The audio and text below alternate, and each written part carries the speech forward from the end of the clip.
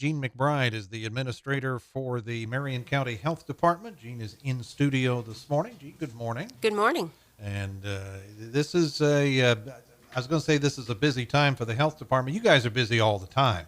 We're busy all the time, but this is a busy month. Yes. Yes, August because, I mean, yeah, surely everybody knows, but bears repeating, is back to school time.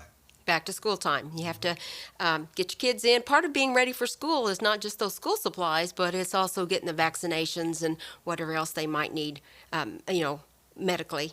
Mm-hmm. Yeah, So, and you and I have talked about that before. I mean, it's not, at least in my perception it's not, maybe not as simple as it used to be as far as what the requirements are. that's true. That's true. The kids, babies get lots of shots that we didn't get as adults years ago. So the best thing to do is, call for the little ones, get an appointment so we can catch the record up and make sure that everybody's got their vaccinations. Because if you don't have the right vaccination, you can't get into school. And that's, you don't want the kid to go to kindergarten the first day or high school and be turned away because they're not up to date on their immunizations. So it's, school's starting around the 19th and we need to get them in and get them done now. It seems to me like school it's just early. It comes around earlier every year. Earlier and earlier, Yeah. yes. Of course, yes. of course. Then here we go again. Dating myself. I mean, back in the day when I was growing up. I mean, the day after Labor Day was when school started. That's when it started. But now, it just kind of creeps back up into August. And but as far as it's important not only for the requirements before they can start school, but important in so many other ways that they have those immunizations caught up. Yes, because when the kids are all together at school and somebody's not immunized, if they bring the disease in, then they expose even the others that have had the vaccine. So it can start something, and we don't want to do that. So we want to make sure that everybody's protected.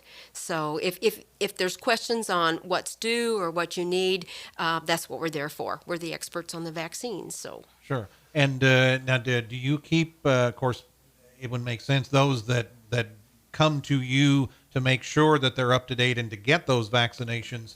You have records for those folks. If they don't know where they are on that, they can give you a call, and you have the records on hand. And if you've dealt with them in the past.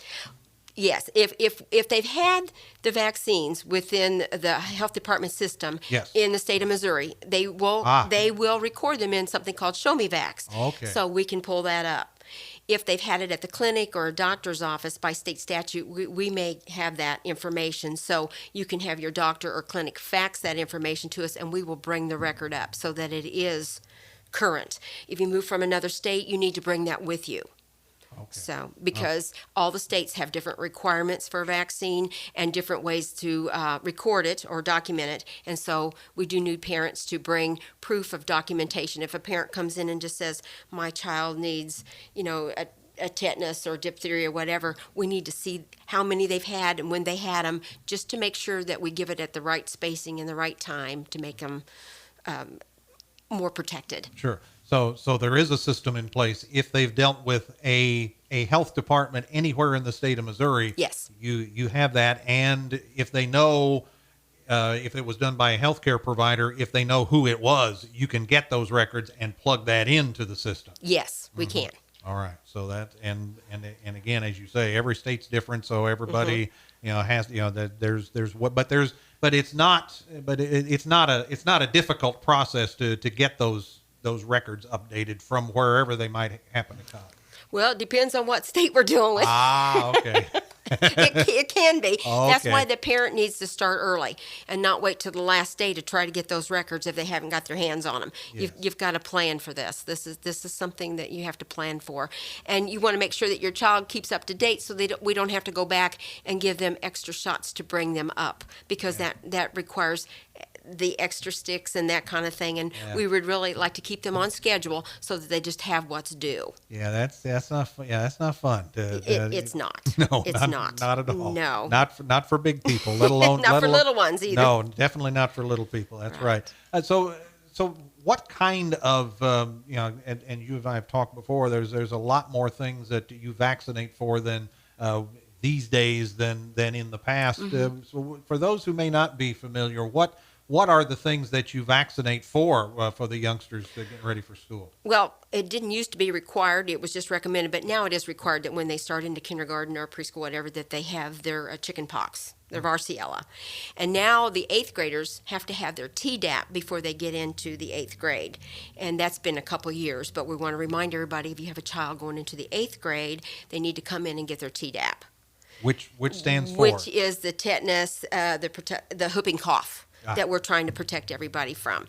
And then the other thing that we're pushing really strongly is meningitis, and that's we used to give that when the kids were old enough, 18, to go to college, because they were going to be crowded together in dorms, and meningitis is a real risk. So now we want to give that early teens, the first one, and give a booster when they're ready to go to college, so they're well protected. They have those antibodies. So we really want people to come in and get their menactor or their meningitis and call us. We can give it at the same time as the Tdap. There you go. So, but the thing is, they need to get in touch with you and make sure that they are where they need to be on that. And if not, you can help them get caught up on Yes. And the other thing I want to mention is we have a program called VFC, which is Vaccine for Children, and there's eligibility guidelines. Well, those have kind of changed a little bit through the years, so please call to see if you qualify, because if you don't have insurance, if you have a high deductible, or if your insurance just doesn't pay for vaccines, then we probably can qualify you for the VFC. It's $5 a shot. So and it's well worth it. Yes. Protection.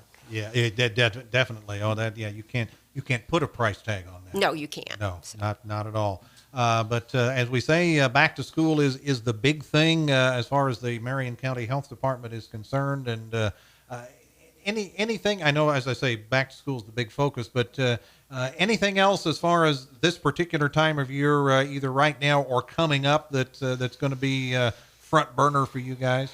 No, this is probably our we're past the food events and that kind Right. of thing. So now we're moving into the school, and then the fall we'll be back to the food events and the area events where we have to do the temporary food permits and inspections and that kind of thing, which takes a while. But the other thing to remember is some children, if you may need a birth certificate. If you're born in the state of Missouri, we can help you out. It must be a parent or a guardian that applies for the birth certificate, and they have to bring an ID.